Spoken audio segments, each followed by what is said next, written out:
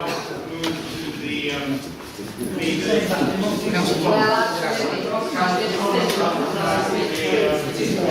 Mr.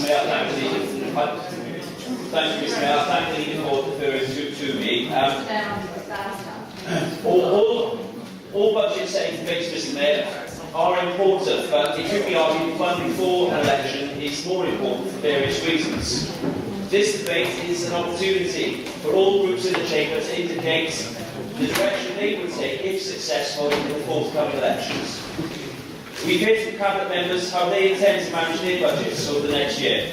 Highlights include £4 million extra spending on roads and pavements, 10 new street fencing machines, £1 million for borough-wide projects, one of the lowest social rent increases and most generous council tax discount schemes in North London, not forgetting our proposal to cut council tax before we commit to freezing it again.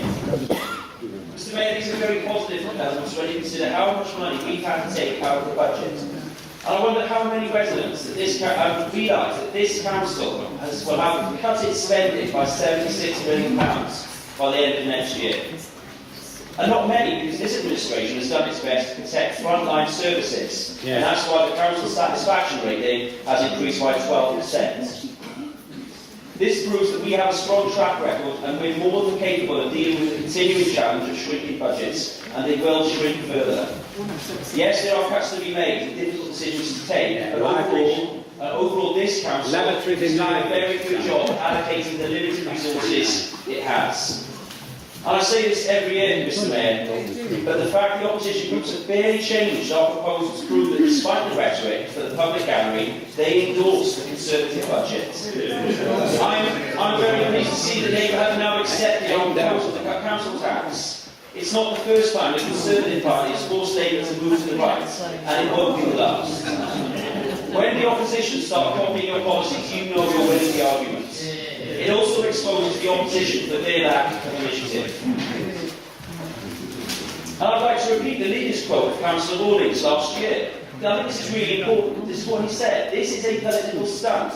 I don't think the people of Barnet will be seduced by it. They are just trying to buy people's votes before the election. It is a cynical ploy. It is predictable too.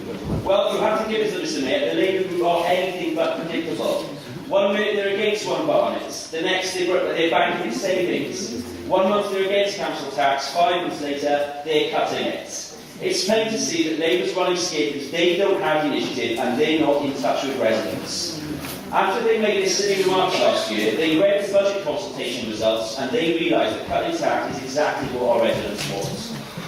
This borough doesn't need or want a party which simply follows the one in control. It needs a party that's confident with its own approach and it sticks to it. It needs a party which understands how to set long-term budgets and policies. It needs a party which is realistic about what's possible when it comes to the public purse.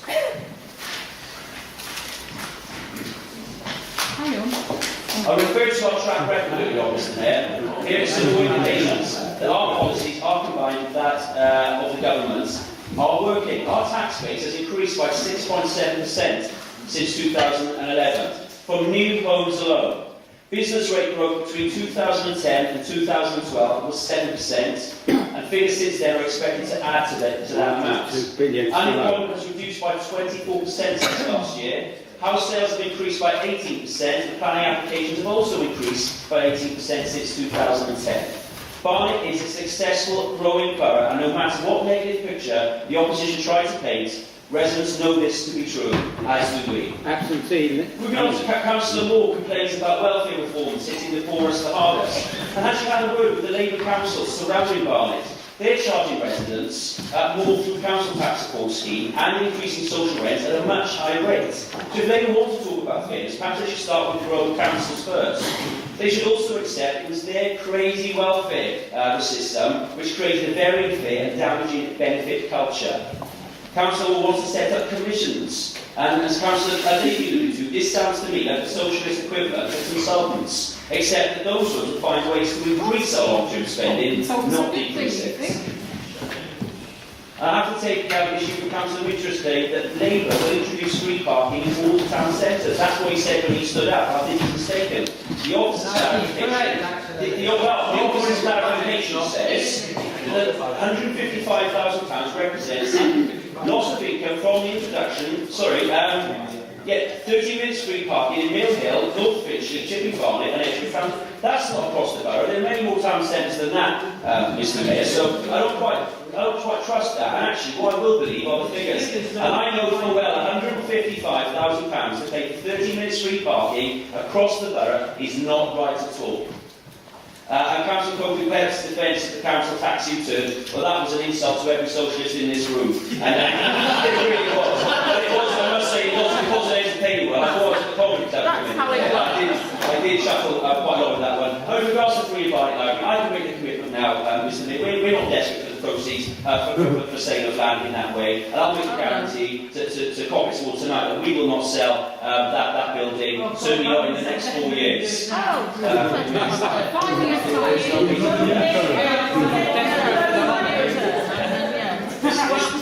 Mr Mayor, the Lib Dems are going against the trend by keeping to a freeze on council tax. At least they will stick to their principles and not doing that. But freezing it for 4 years did not prevent council tax becoming a top 3 concern last year. I don't think it's a coincidence that following the Conservative proposal to cut it, we proposed it first, it's fallen down the rankings again. So I think that's worked.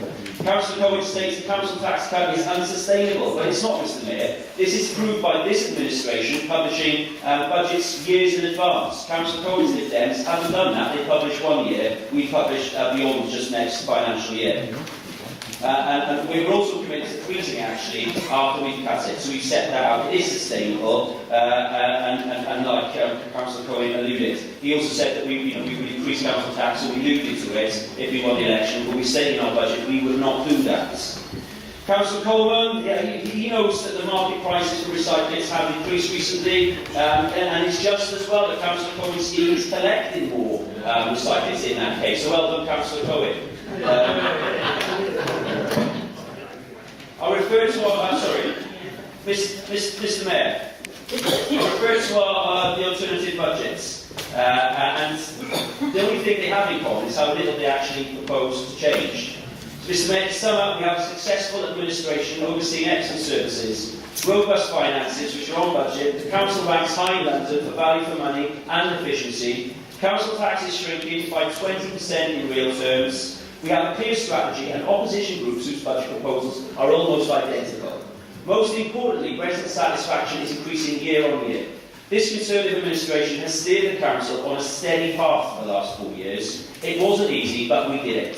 Residents can rest assured the council would also be in safe hands for the next 4 years if they back us in May. I commend this business planning to the council, and I would like to thank all those officers, councillors and residents involved throughout the process. Thank you.